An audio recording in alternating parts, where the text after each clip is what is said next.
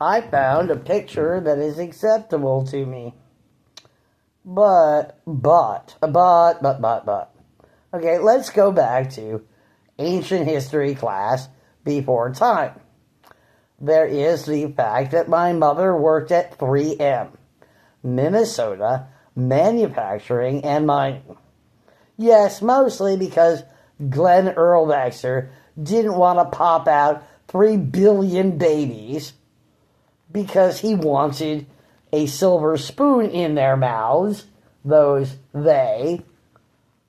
babies of his. Well, he was wrong, and somebody should have clipped him and said, you married that. Obvious. Some people never should have been allowed to have children. The mother had a job at Minnesota Manufacturing and Mining. Because what? She went to high school. And then she went to college. And then she married a 24-year-old professor of mathematics. And then she had a job at Minnesota Manufacturing and Mining. And then they gave her a piece of plastic and said, stick this to something or the wall or something. So she would play with chemicals in a lab with beakers and pipettes. You know, back in the day when to suck on a pipette would be to actually, to pull, because, back before time and even today.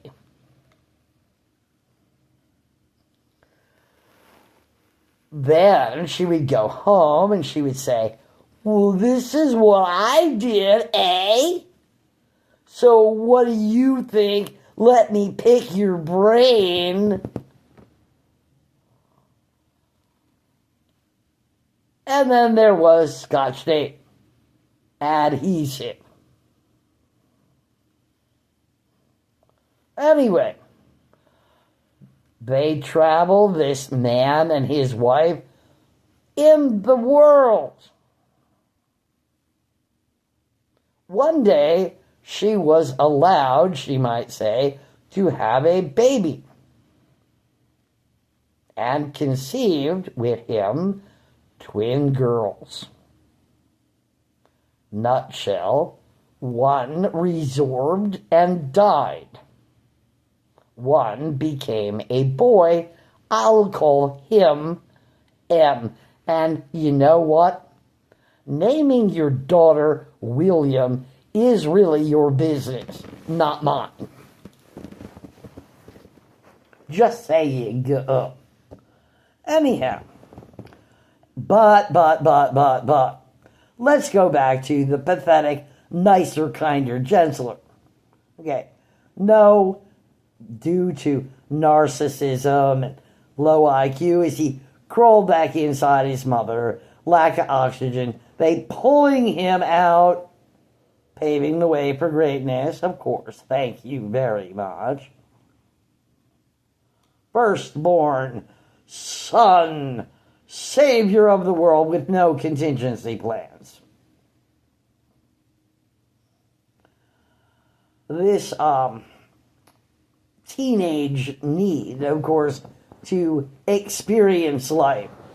He comes up with but a lot. How would he know if everyone else wasn't exactly the same as he? Because of narcissism. And that's really sort of a child thing, sort of a very old person thing, and sort of my mother, of course, very much. And there's healthy narcissism, and then get away from it if you want to live. Narcissism.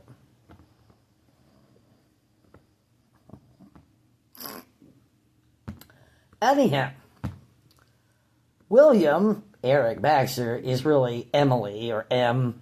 Come on. L, whatever his problem is. This is the Bruce Jenner effect.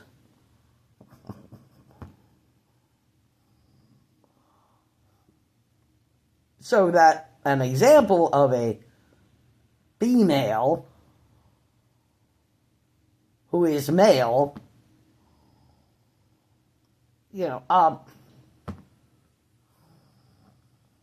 slow? Yeah, I would say pretty slow. Yeah, very much. I did Facebook this before. My mother was stalking me, yes.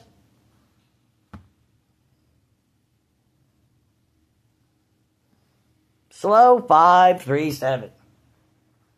That giant pause, of course.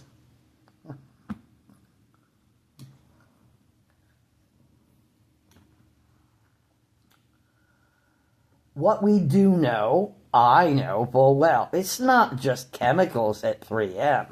And not that 3M would be obliged or whatever to pay for the surgery or whatever at all.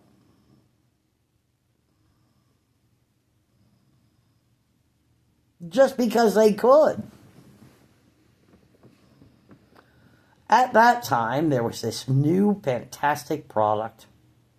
An egg will, a protein, clean a stain, a protein from a cotton shirt, or this new product, or what before the new product, a little bit, okay, a lot. And, of course, the laboratory enzymes, these laboratory enzymes, and fresh and clean clothing. Okay, it's about the stench, okay? Sure, it's about the stench. Whatever you say. William, Eric Baxter, he has a psychosomatic need and desire to complain a lot. That's his job. If he wants his skin to fall off, then that's the way it is. So they tell him just go bathe in hydrocortisone cream. And, he does, whatever. When he came to visit, we made, all sorts of food to just fuck ourselves over. So there was a peanut that he ate, and by God, that's not good enough because he's decided he's allergic to peanuts. Well, then he is, but not only that, it wasn't enough for him. No, hell no. He looked at me and looked at Susan and said, "Do you see? Do you see?" And this, and ate more peanuts and said, "Now look at this," and scratched his face. Because he's an idiot. And that's that then. Now there are other idiots, a lot. Really, quite a few.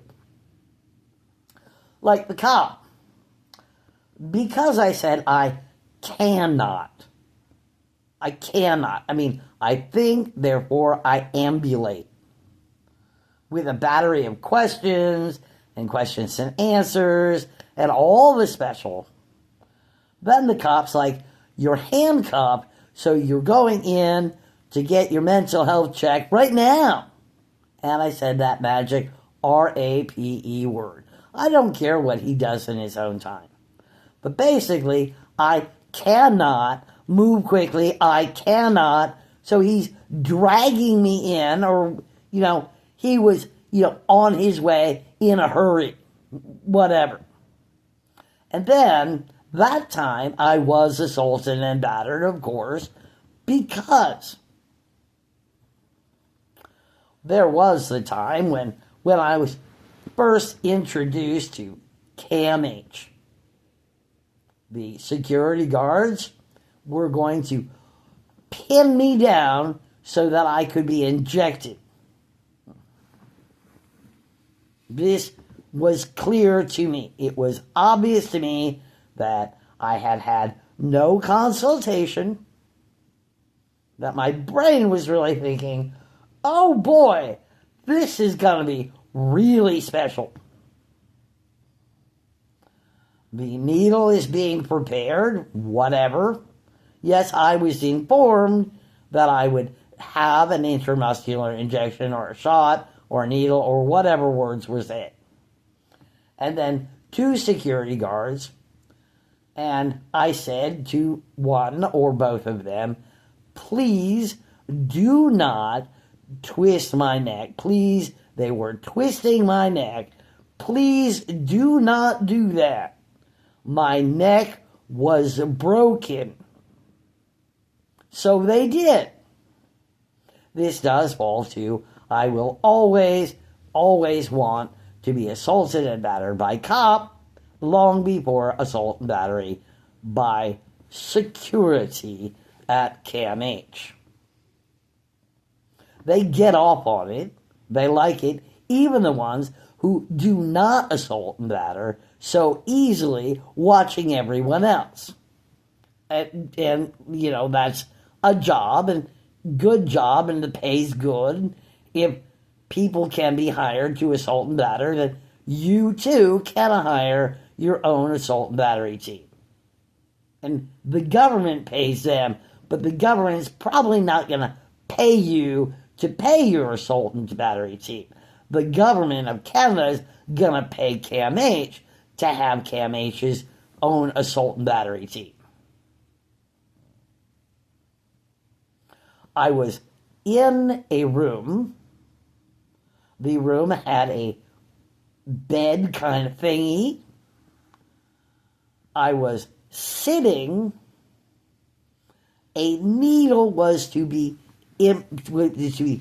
inserted into my body, into my arm, at least my arm. And so I had to have been assaulted and battered. I mean, it's the law. Of course. Of course it is. Because, and not only at that, there was no consultation. Here's the complaint. There was no consultation. I had no idea what the injection would be. I even, when just last assaulted and battered, said, what is this that you are giving me? That's not my business. I clearly am not entitled to know what is given to me in my own body. On film, on video, they lie and they falsify medical records at CAMH a lot. So what? So what? Who cares? There is always the fact that Dr. Laura Williams did falsify medical records, and that 168 Bathurst Street does or does not still have record that Dr. Laura Williams of CAMH, from whatever medical school that was, falsified medical records. She wrote a prescription, and then she wrote to the doctor saying that what she wrote on the prescription was not what I was on. Obviously.